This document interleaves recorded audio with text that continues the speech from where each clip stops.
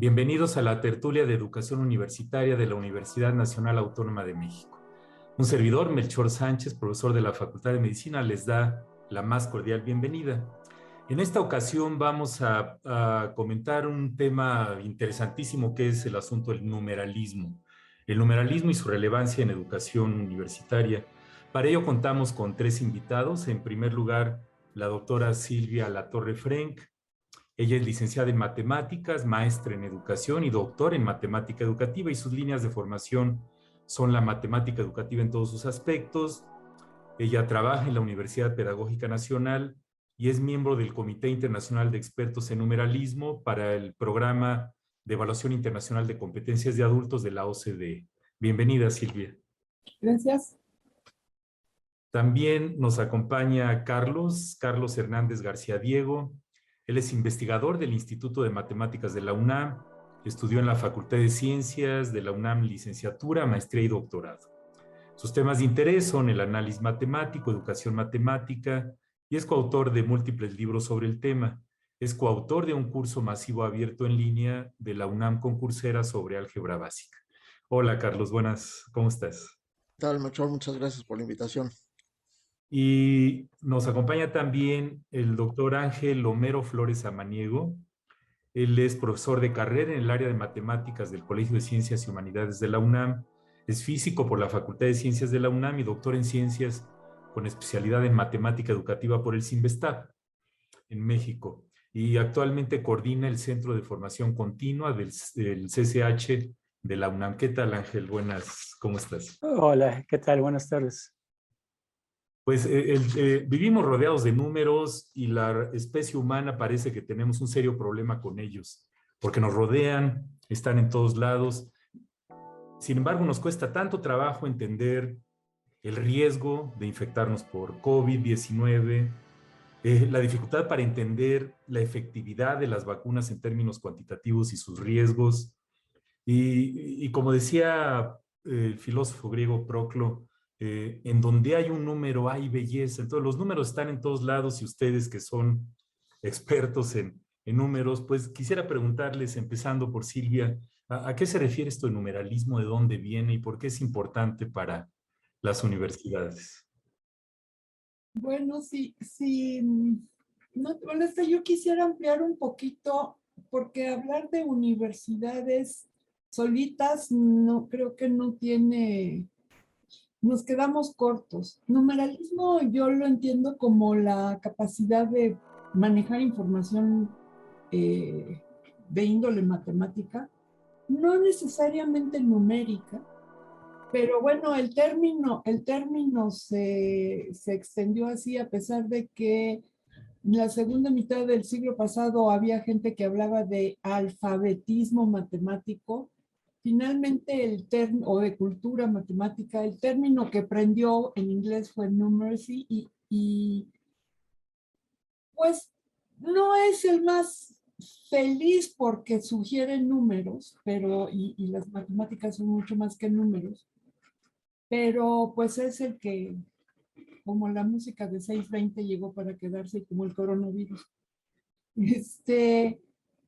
Entonces, el numeralismo es una competencia que se aprende y se aprende en la práctica. El numeralismo tiene que ver mucho más con la vida real que con la escuela. Entonces, el numeralismo es la capacidad de eso, de manejar y aplicar y tomar decisiones con base en información matemática que podemos entender, que podemos procesar, que podemos aplicar, que podemos transformar. Y de eso se trata. Entonces, como yo lo veo, el numeralismo es importantísimo en todos los seres humanos, o sea, y en particular en los adultos. Si pensamos en la necesidad de ejercer esas competencias en la vida real, pues es una vida real que nos incumbe a todos, no nada más a los estudiantes universitarios. Así es.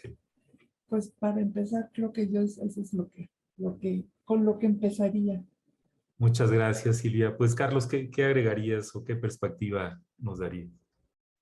A mí me gustaría hacer un paralelismo, digamos, entre numeralismo, alfabetismo y cultura. Digamos, cuando todo el mundo entiende más o menos lo que es el alfabetismo o el analfabetismo, ¿no? Los que no saben leer y escribir, etcétera, ¿no?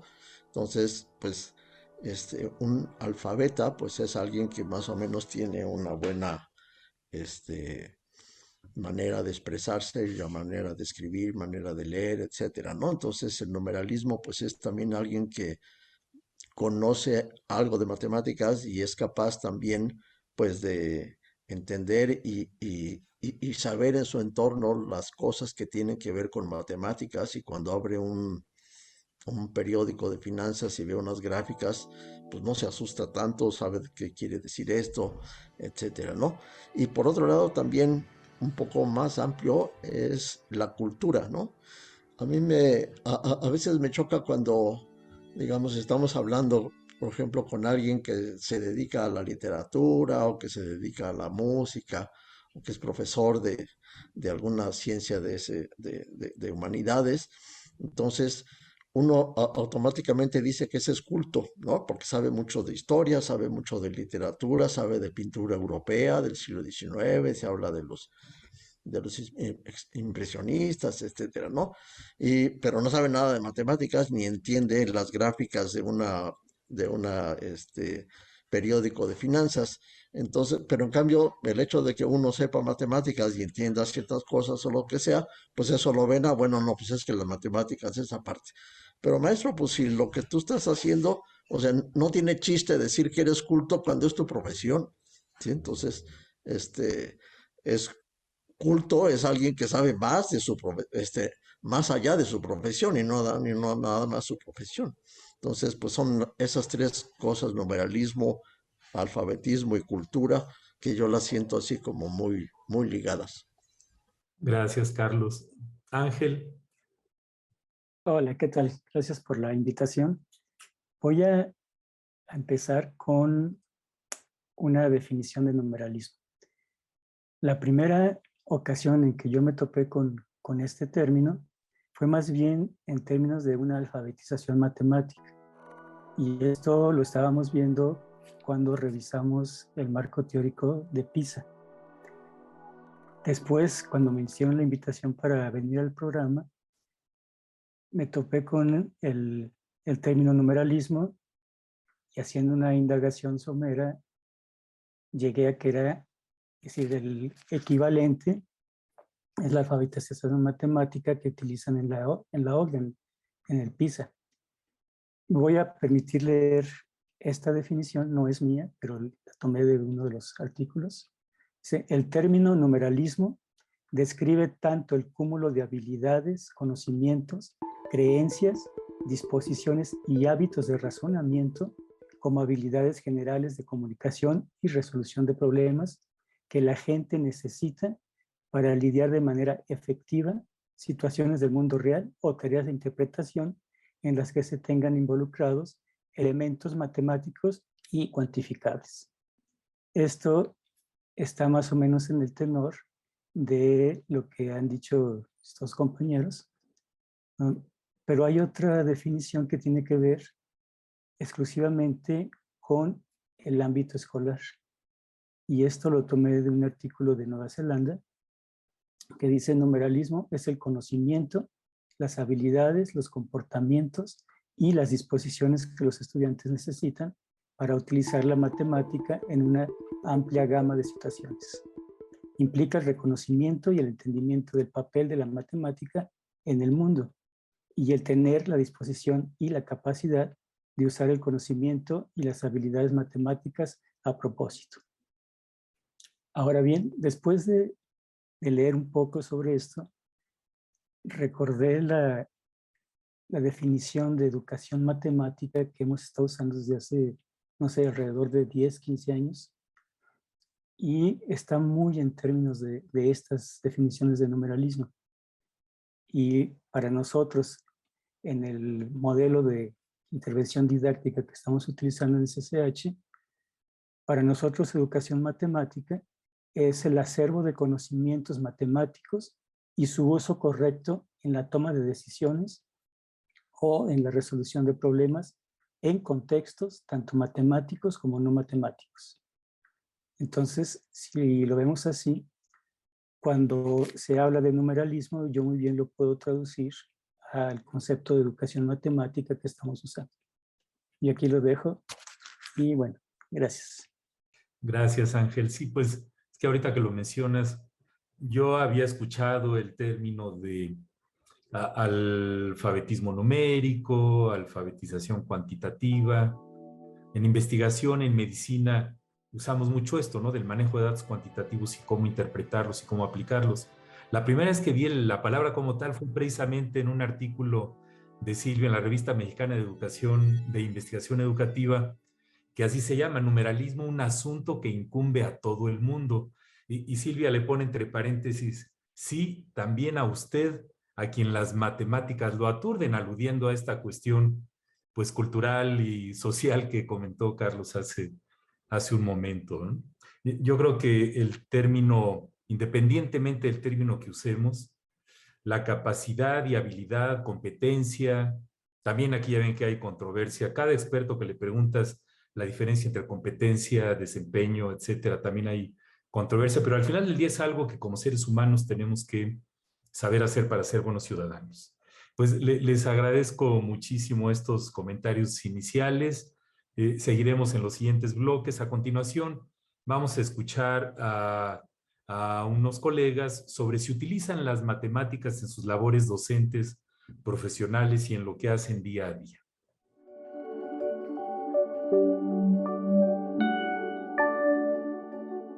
Sí, por supuesto, en ambas cosas, ¿no? En la vida cotidiana y quizás es menos perceptible, pero en la académica sí.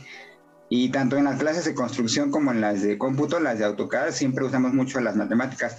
De hecho, por ejemplo, el software de AutoCAD está basado en esencia en números, o sea, medidas. Y cuando uno maneja un poco, digamos, operaciones básicas, ¿no? Sumas y restas, eso hace que uno pueda trabajar mucho más rápido con el programa de cómputo. Y específicamente en las clases de construcción, pues igual son cosas básicas, ¿no? O sea, no es como tal algo súper que sean, digamos, raíz cuadradas o integrales o cosas así, pero sí cosas básicas, ¿no? Lo que sí me he dado cuenta es que, por ejemplo, desde hace unos 2-3 años, la mayoría de los estudiantes ya prácticamente usan todo el tiempo calculadora, ¿no?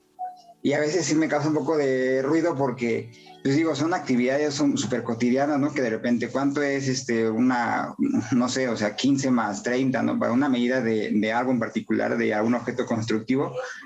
Y sorprende que sacan su calculadora, ¿no? O sea, sacan el celular y dices, híjole, o sea, pues algo tan súper básico. Están cayendo ya en la calculadora, pero pues sí, en esencia siempre tratamos de decirles que pues son cosas básicas y que lo hagan en la mente, pero pues sí están ahí todo el tiempo las matemáticas presentes.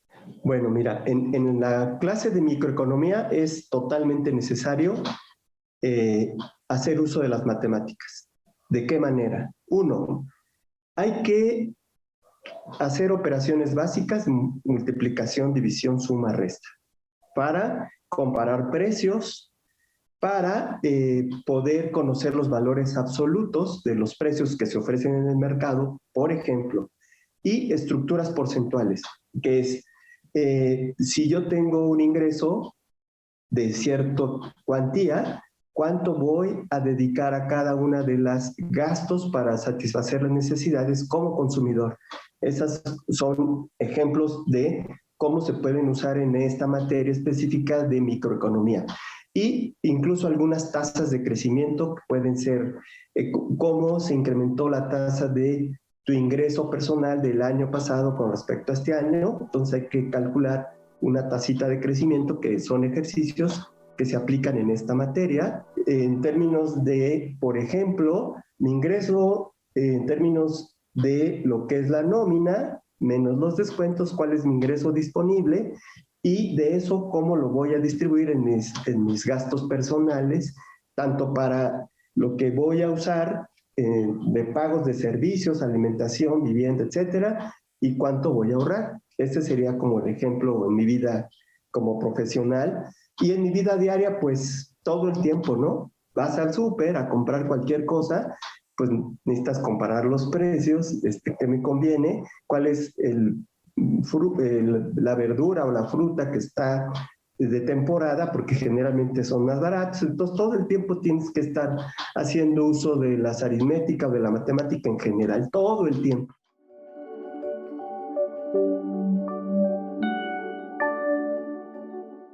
Estamos en la tertulia de educación universitaria de la UNAM platicando sobre numeralismo, el manejo de información cuantitativa en la vida diaria y en la vida profesional. Recuerdo cuando era niño vi alguna vez en la televisión la caricatura de Donald en el país de las matemáticas, en esta intención de Walt Disney de que viéramos cómo las matemáticas nos rodean en todo lo que hacemos, y ya se imaginarán cómo le fue al pato Donald, ¿no? Es interesante. Y está este aspecto cultural de que la gente luego le huye a las matemáticas, inclusive eligen carreras que no tengan que ver con matemáticas por el miedo a ello, en lo cual para las necesidades de la sociedad es como un contrasentido, ¿no?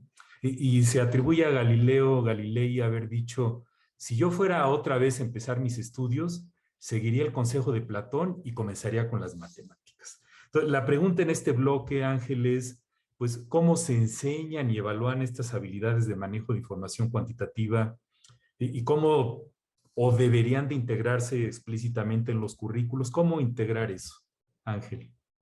Muy bien. La cuestión aquí está en que desde la educación básica tenemos la matemática como una de las materias curriculares. Y hace rato la doctora Latorre dijo que o hizo ella una distinción entre la matemática de la vida real, ¿no?, diciendo que el numeralismo tiene más que ver con la matemática de la vida real que con la matemática de la escuela. Y esto me trae a colación el hecho de que en la escuela, por lo general, se ve la matemática como un instrumento para resolver problemas. Y como instrumento para resolver problemas, lo que hacemos los docentes es dar una serie de instrucciones, como si fuera un manual de uso de ese instrumento, que a la larga viene a ser una especie de receta. Esto es lo que nosotros llamamos una enseñanza algorítmica. El estudiante aprende esta receta y la aplica. Y muchas veces sin reflexionar si está bien aplicada, ¿no?, y si entra dentro de lo que se está viendo. Ante esto, nosotros creemos que para poder fomentar este numeralismo del que estamos hablando desde la escuela, habría que cambiar esa concepción de matemática. Y nosotros hablamos de la matemática, y por eso en singular, no en plural, como un cuerpo de conocimiento acerca de los números, acerca de las figuras, en el espacio, en el plano, etcétera, y las relaciones que hay entre estos elementos. Ahora, si lo vemos así, la matemática la podemos utilizar como lo que había dicho, un instrumento para resolver problemas, pero también la podemos utilizar como una teoría que nos explica la realidad, y estoy hablando aquí de la modelación matemática. Puede ser una ciencia que se estudia a sí misma, que es la matemática pura, y finalmente, no por menos importante, la matemática como un lenguaje. Si nosotros combinamos estos usos de la matemática en nuestras aulas, estaríamos también viendo la matemática que se ve en la vida cotidiana, que se ve fuera de la escuela y fuera de contextos matemáticos. ¿Sí? Gracias, Ángel. Pues, Carlos, ¿qué comentarías sobre esto? Yo, por ejemplo, no he dado clase en bachillerato, pero sí he escrito muchos libros de bachillerato, de álgebra, de geometría, de cálculo.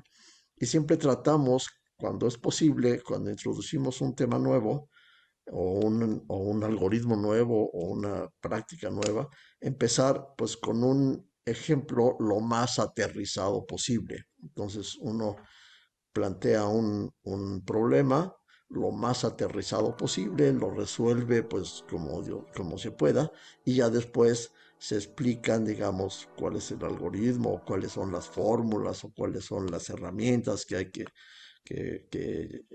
hacer para poder resolver ese problema. Pero en la medida de lo posible siempre tratamos de que cada vez que introducimos algo nuevo, lo introduzcamos con un problema. Y luego, por supuesto, en la lección, pues vienen también, este, al final, pues la mayor cantidad de problemas como para que sepan, pues para qué les está sirviendo eso que están aprendiendo. Entonces, ese es el chiste, o sea, no nada más aprender la algorítmica, sino saber para qué queremos ese algoritmo que estamos aprendiendo en ese momento. Entonces, creo que por ahí va mi comentario. Pues Silvia, ¿qué dirías sobre esto? Ay, ¿qué no diría? Me parece muy interesante. Yo estoy de acuerdo con mis colegas. Sí, hay que cambiar la manera de ver. Y es muy chistoso. O sea, en ese artículo yo empiezo diciendo, a la hora de hablar de matemáticas, todo el mundo piensa en la escuela y piensa, ¡ay, qué horror! Y hay un fenómeno llamado matefobia. Sí, mis estudiantes son estudiantes de psicología educativa en la UPN y gran sorpresa de que de repente tienen que ver no solo con estadísticas, sino con métodos cuantitativos y y es muy desconcertante porque de ahí salieron corriendo. A lo mejor lo que deberíamos hacer es, como dice Ángel, cambiar nuestra concepción y verlo como una manera, sí, me parece muy bonito su analogía de que lo que estamos haciendo es repetir, hacer que los estudiantes repitan como periquitos el manual de uso del instrumento. Y no va por ahí, o sea, cómo se aprende a usar un instrumento, pues usándolo. ¿Cómo se aprende a tocar clarineta? Pues tocándolo. ¿Cómo se aprende a andar en bicicleta? Pues andar. Y dándose de marranazos, pues sí. Y entonces es más bien como si logramos cambiar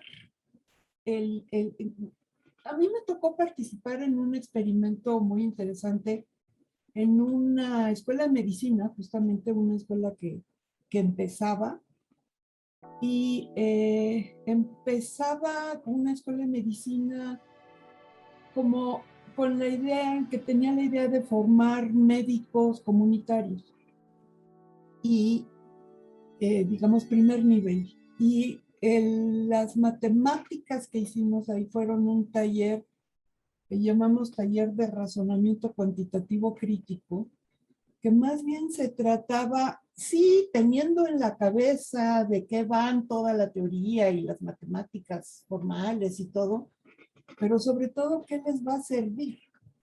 La sorpresa de estos estudiantes, por ejemplo, de que a la hora que hicieron un molde en plastilina con un cubito de madera de 1 centímetro de lado y lo llenaron de agua y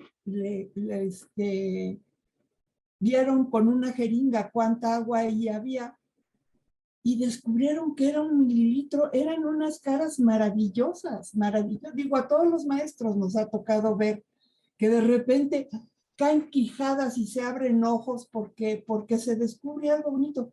Si en eso si podemos decir, ok, aquí está, olvídate del manual, aquí está la herramienta, aquí está el instrumento que nos ayuda a entender la realidad y actuar sobre ella. A lo mejor podemos evitar la matefobia. A lo mejor podemos impulsar a la gente a que vea, yo no digo financieros, las gráficas del COVID,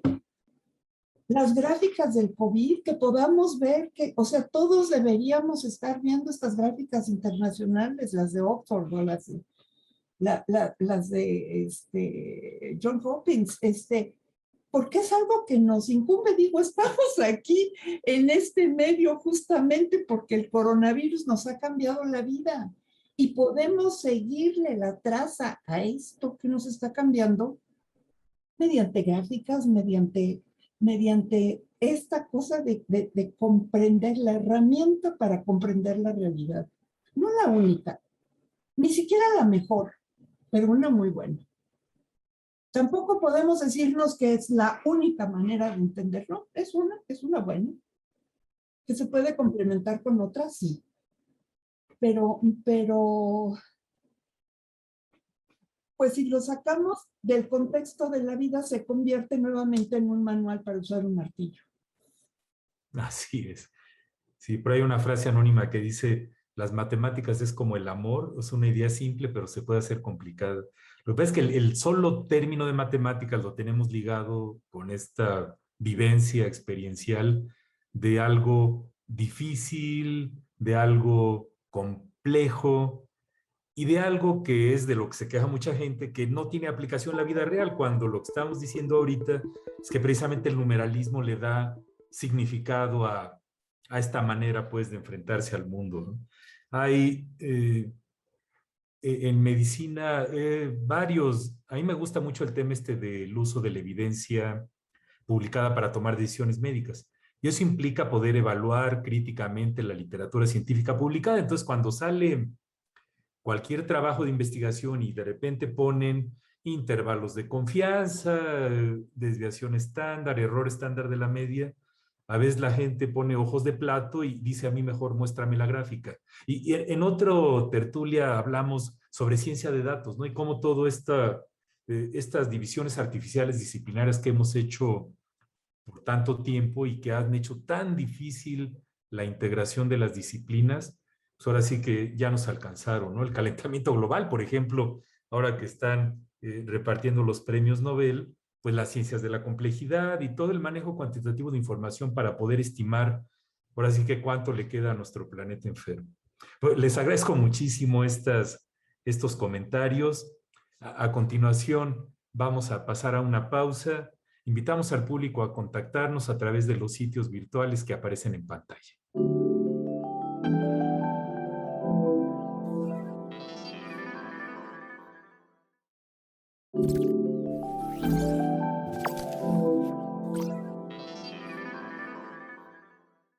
Estamos en la tertulia de educación universitaria de la UNAM, platicando sobre el numeralismo.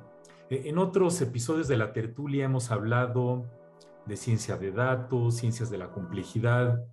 Inclusive tuvimos una sesión de literacidad y hablamos de la multiliteracidad y lo que algunos llaman literacidad cuantitativa, ¿no? Como siempre, los términos académicos se traslapan y confunden a toda la sociedad y también a los mismos académicos. Pero regresando al presente, pues, ¿qué futuro le ven a esto? Porque todo lo que hacemos desde, pues, planear nuestro presupuesto de gastos mensual, si es que lo hacemos, de interpretar qué rebaja voy a obtener ahora que sea el Black Friday en alguna tienda departamental, la rebaja sobre rebaja, todas las cosas de la vida que implican manejar datos cuantitativos. ¿Cuál es el futuro de la enseñanza de esto y cómo podemos los profesores y las universidades ayudar, Silvia? Híjole, y si pensamos en más allá de las universidades, porque si pensamos que esto es un asunto que incumbe solamente a las universidades y a los maestros y a los estudiantes universitarios, a lo mejor podemos lograr algo, pero no vamos a trascender más allá del mundito universitario. Para mí sí hay un punto de toque, una piedra de toque en este asunto. Se trata de otros adultos, se trata de los adultos que son maestros, maestros de primaria, maestros de secundaria, maestros de bachillerato. El lugar donde se pueden romper los círculos viciosos que tenemos como sociedad, creo yo que es ese. O sea, si un maestro, si un aspirante a maestro tiene dudas en matemáticas, no las resuelve a la hora de estudiar en la normal, porque la normal da por sentado que ya sabe todo lo que tiene que enseñar, nada más tiene que saber enseñarlo. Y no es cierto, no es cierto. O sea, esto que decía yo hace rato de quijadas que caen, también las he visto con maestros que se dan cuenta que 0.5 y 0.50 son lo mismo y que son distintos de 0.05, así como, ah, bueno, la bronca es que los maestros están reproduciendo esos errores por 30, 35, 40 niños cada año. Y entonces de nada podemos cambiar la actitud hacia esta herramienta si no se empieza trabajando por ahí. Entonces, para mí el punto de toque está en el proceso educativo, en ese momento en la formación de docentes. En la formación de docentes, que eso pueda impregnar más allá, porque digamos tallercitos como esta experiencia que conté, tienen que ser tallercitos, porque tiene que ser una cosa, es un trabajo de hormiga. Pero aunque lo hagamos así con tallercitos, y no es despectivo, de todas maneras no vamos a impactar a nivel social como para que se afloje el miedo a las matemáticas, se afloje la aversión a las matemáticas y podamos entender cómo y para qué sirve. Y podamos aplicarla y podamos decir, aquí tenemos el mundo real con unos problemas que podemos traducir a un lenguaje matemático que nos permite usar modelos, algoritmos, maneras de ver el mundo en matemática que podemos interpretar y que podemos aplicar de nuevo en la realidad. Mientras no veamos que podemos hacer ese tránsito circular, más bien en espiral, yo no le veo mucho sentido a tratar de incidir en un puntito. Pero bueno. Así es. Sí, pues es que se requiere la visión sistémica, ¿no? Un colega mío me dice, ¿y ustedes por qué hablan de educación superior? Hasta la misma palabra superior suena medio elitista, cuando la más importante es la educación básica. En fin, muy, muy buen punto. Pues, Carlos, ¿qué agregarías a lo comentado? Bueno, pues sí, regresando un poco a la educación superior y pensando en cómo deben actuar los profesores en el ámbito universitario o en el ámbito de bachillerato, creo que es bien importante darse cuenta de qué tipo de alumno son. Digamos, no se vale dar la misma clase de álgebra para matemáticos que, pues la verdad no hay que hacerles mayor motivación, maestro. Tú quieres estudiar matemáticas, tú tienes que aprender álgebra para después aprender geometría analítica y después aprender cálculo y ecuaciones diferenciales.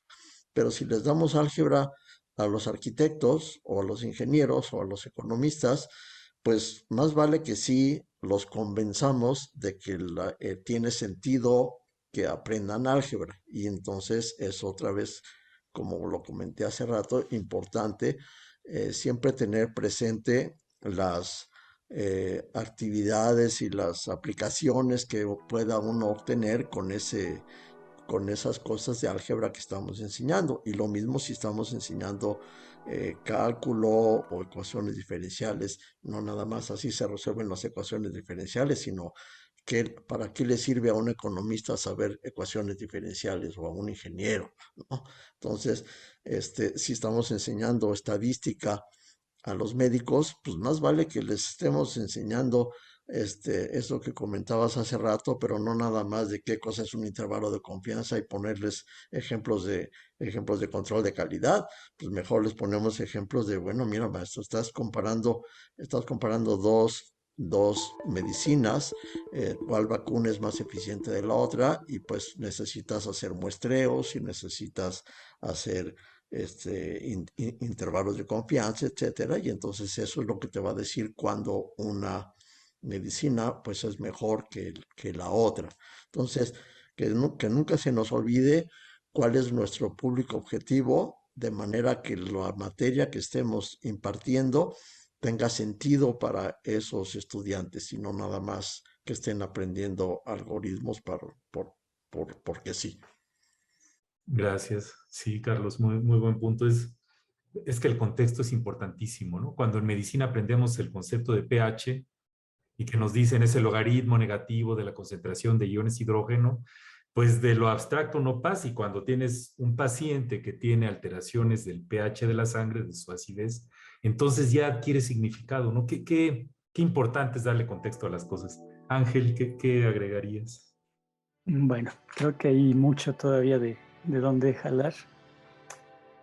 Voy a hablar de dos cosas. Una tiene que ver con lo que dijo la maestra Silvia hace rato sobre no quedarnos en la universidad. No, yo diría no dejar la universidad, pero sin descuidar los otros niveles, sobre todo los básicos. Hace, no sé, 20 años, más o menos, 19, perdón, sí. No, estoy mal. Hace 9 años, 2012, por ahí, se formó en la UNAM un seminario universitario para la mejora de la educación matemática en la UNAM. Y esto fue una iniciativa del rector de aquel entonces. Y la idea que teníamos era mejorar la educación matemática partiendo del bachillerato de la UNAM y después pegarle al nivel superior, a las licenciaturas e incluso al posgrado. Aquí lo que pasó es que hubo una especie de batalla, una especie de lucha entre los profesores del bachillerato y los profesores del nivel superior. Y era una especie de, no sé, como de menosprecio a los profesores del bachillerato, porque no teníamos ese conocimiento matemático que se requería, ¿no? Y también un desprecio hacia la didáctica. Yo propuse un curso de evaluación en el aula, como le llamamos nosotros, que se apega mucho a lo que en la literatura se llama evaluación formativa. Hicimos el curso y para empezar en DGAPA no nos permitían dar la clase nosotros porque éramos profesores de bachillerato. Entonces, desde ahí empiezan los prejuicios. Al final, creo que hace ya 2 años que no funciona en SUMEM, y a partir de ese, digamos, ese motivo, ese objetivo de tener los mejores estudiantes de matemática del mundo, creo que fue, como decía uno de los profesores, una llamarada de petate. Y esto apunta también a los prejuicios con los que tenemos que lidiar cuando vemos esto fuera del ámbito universitario, ¿no? Ahora, si analizamos los libros de texto, nos damos cuenta que los libros de texto de matemática en su mayoría son una serie de instrucciones. Y luego yo digo, bueno, se trata de instruir a los estudiantes, es decir, darles instrucciones. O se trata de dialogar con ellos, ¿no? Entonces, más bien, es cambiar toda esta parte de la didáctica y hacer ese diálogo con los estudiantes, ¿no? Y hemos estado trabajando con algunos libros de texto que utilizamos como material de apoyo en nuestras clases. Y, por ejemplo, uno de ellos tiene que ver con la rueda de la fortuna, ¿no? Y hablar sobre la rueda de la fortuna, de las vueltas que da, algo de historia, cuando fue la primera rueda de la fortuna que se hizo, ¿no? Y esto empieza con una especie de cuento, ¿no? Y empieza diciendo algo así como, ¿no? Dicen que la curiosidad mató al gato, pero esto no es cierto. La curiosidad forma ingenieros. Entonces, podemos hablar de este tipo de cosas y creo que podríamos dar un cierto giro tanto a la didáctica como al aprendizaje de la matemática. Gracias, Ángel. Híjole, sí, esto tiene tantas aristas, ¿no? También, como dicen, hay que estar en el lado correcto de la ecuación. Ay, Dios mío, son muchas cosas. A continuación, vamos a escuchar a un especialista, un actuario, si nos comenta algunos de los retos que enfrenta el numeralismo.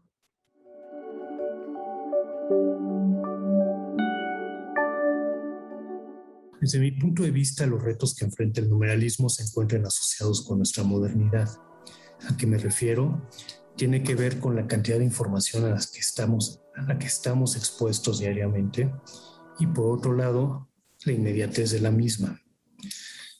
La problemática que yo he observado de los alumnos cuando llegan al nivel superior, por un lado, ciertamente tienen mayor manejo de tecnologías, ciertamente tienen mayor acceso a información.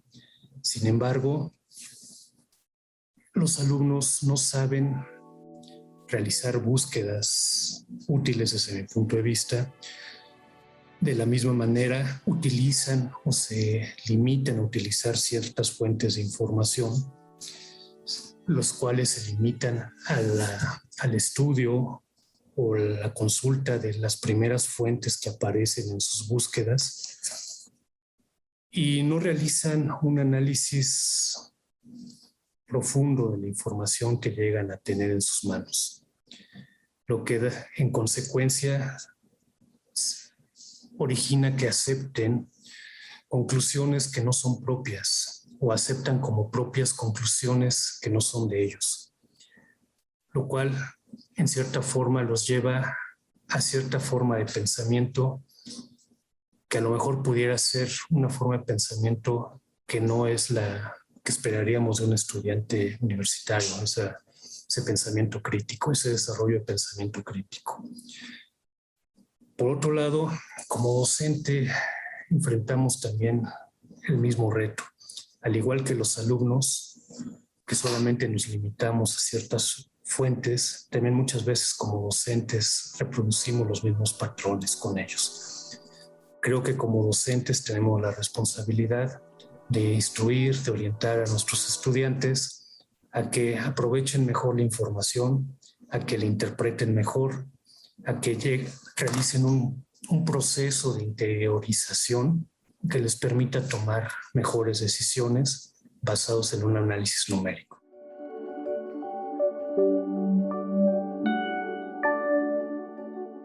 Estamos en la tertulia de educación universitaria de la UNAM platicando sobre el tema de numeralismo.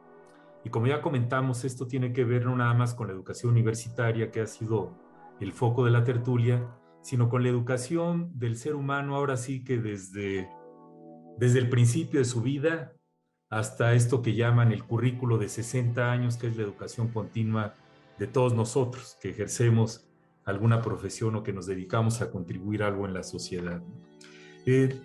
Para terminar el programa, pues les preguntaría, Ángel, sobre algunas reflexiones finales o comentarios, sugerencias que quisieran hacerle a la audiencia sobre este tema. Bueno, muchas gracias. Creo que ya se dijo, necesitamos cambiar la forma de ver el aprendizaje de la matemática, necesitamos dejar de ver la matemática como un instrumento y verlo más como un cuerpo de conocimiento que nos va a servir para entender la realidad y también nos va a servir para desarrollar este pensamiento reflexivo que nos lleva a la argumentación. La matemática creo yo que nos puede dar mucho más de lo que nos da si la vemos solamente como algoritmos. Por tanto, siento que el punto por donde podemos empezar a romper este círculo vicioso es precisamente en la formación de profesores. Gracias. Gracias, Ángel. Carlos, ¿algunos comentarios finales? Sí, bueno, creo que sí, lo más importante es entender cuando se tiene un problema de que hay que resolverlo con matemáticas, es mucho más importante entender el problema, cuáles son las variables que están involucradas, qué hay que hacer para resolverlo, que digamos en sí el algoritmo o las operaciones que se tienen que realizar, por ejemplo, ¿no? Entonces, por ejemplo, ahora que llevamos ya pues año y medio de pandemia, pues yo pongo ejercicios en una plataforma que desarrollé para que los alumnos resuelvan problemas de geometría analítica, digamos, ¿no? Entonces, pues claramente, pues no estoy esperando que lo resuelvan a mano, pero el chiste es que entiendan cuál es el problema y qué es lo que tienen que hacer. Y después que usen Excel, que usen matemática, que usen lo que les dé la gana, no necesariamente hacer las operaciones a mano. Entonces, pero sí es importante que sepan qué es lo que tienen que hacer para resolver el problema, aunque por supuesto que lo van a hacer numéricamente con la computadora, con lo que sea, ¿no? Entonces, pues eso es lo importante, ¿no? Que cuando nos enfrentamos a un problema sepamos cómo atacarlo y después las herramientas numéricas que utilicemos, pues es lo de menos. Gracias, Carlos. Ya es que hay quien dice que la matemática es un esfuerzo sistemático para resolver los acertijos que nos plantea la naturaleza. Silvia, ¿algunos comentarios?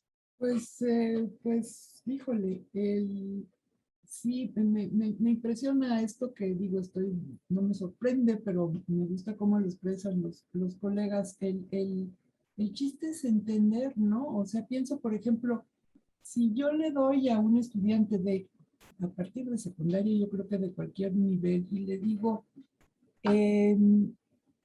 a 25 niños les gusta el color azul, a 37 niños prefieren el verde, 85 prefieren el amarillo, qué sé yo. Calcula el promedio, lo calculan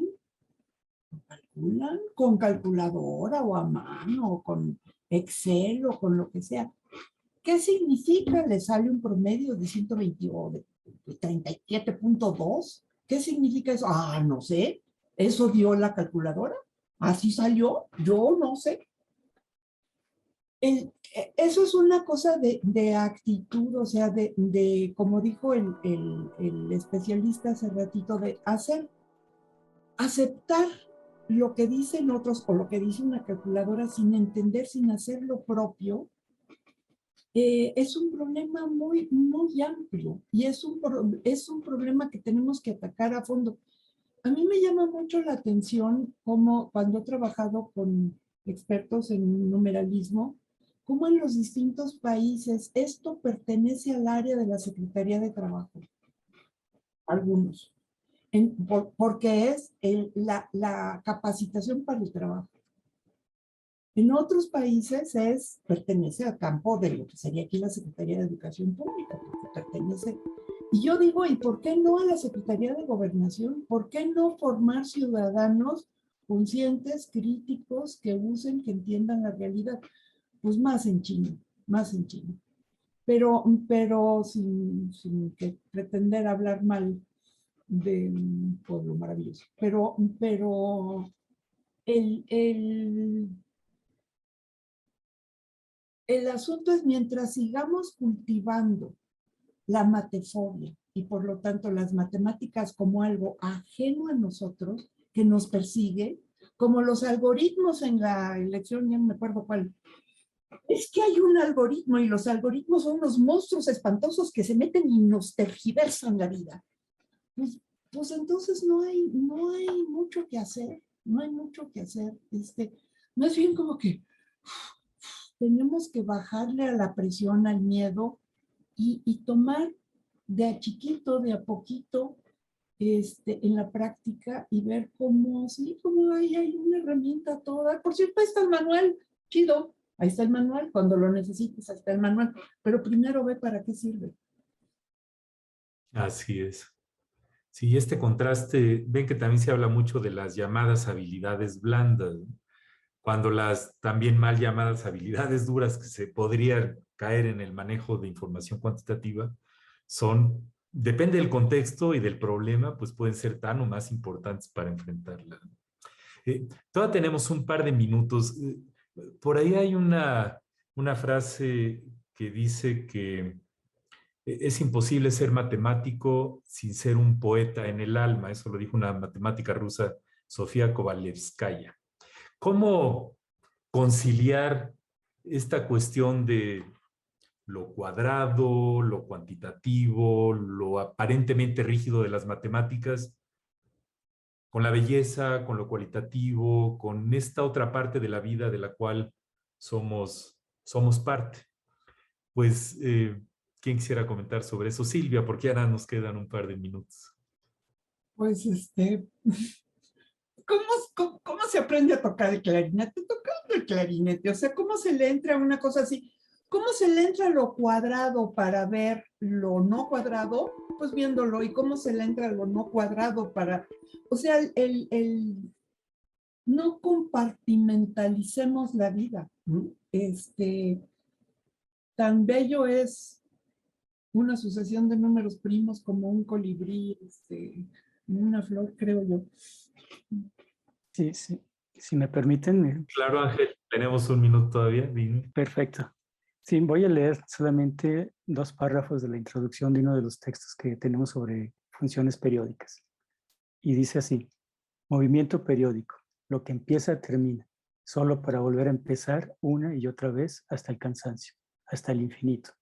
Marea alta, marea baja, marea alta, marea baja, y las olas que van y vienen, con un sonido que puede ser ensordecedor a veces y tranquilo otras, pero que despierta en la piel una sutil sensación de paz y tranquilidad. Esa sensación que nos da la certeza de las cosas perennes, que se van para volver más tarde a aliviar nuestra nostalgia, para irse de nuevo. Noche, día, noche, día. La luna llena, esplendorosa, que va menguando hasta ser solo una mancha oscura en el cielo, y empieza a crecer, crecer, crecer, hasta quedar esplendorosa de nuevo, y el ciclo se repite. Hay un cometa que viene a visitarnos aproximadamente cada 76 años. Esa es parte de la introducción de un libro de texto de matemática. Y no descartamos la poesía o la literatura en la escritura de libros de texto. Creo que por ahí va el asunto. Muchas gracias, Ángel. Pues qué bonita manera de cerrar el programa. Muchas gracias por traerlo a colación, porque forma parte de esta dicotomía o como dijo Silvia, compartamentalización que hacemos de todo, dizque con fines didácticos y de comprensión, y acabamos creando monstruos, como diría alguien por ahí. Pues hay mucho trabajo por hacer, hay cosas muy interesantes que comentaron ustedes. Yo creo que pongamos cada quien nuestro granito de arena en nuestra área de competencia para que esto avance, para que la sociedad realmente tenga mayor literacidad cuantitativa, un numeralismo, y podamos enfrentar los retos actuales del planeta. Pues les agradezco muchísimo, Silvia. Muchas gracias por la invitación. Carlos, muchas gracias. Gracias, estuvo muy entretenido el programa. Gracias. Y Ángel, muchísimas gracias. Gracias a ustedes y gracias por la invitación. Hasta pronto. Muy bien. Quisiera cerrar con una frase de William Paul Thurston, un matemático norteamericano que dijo: la matemática no es solo números, ecuaciones, computaciones o algoritmos, es entender. Entonces, como hemos dicho el día de hoy, numeralismo es usar esto en la vida diaria, y todos saldremos beneficiados. Pues les agradezco muchísimo su participación y con esto damos fin a la tertulia. Muchas gracias.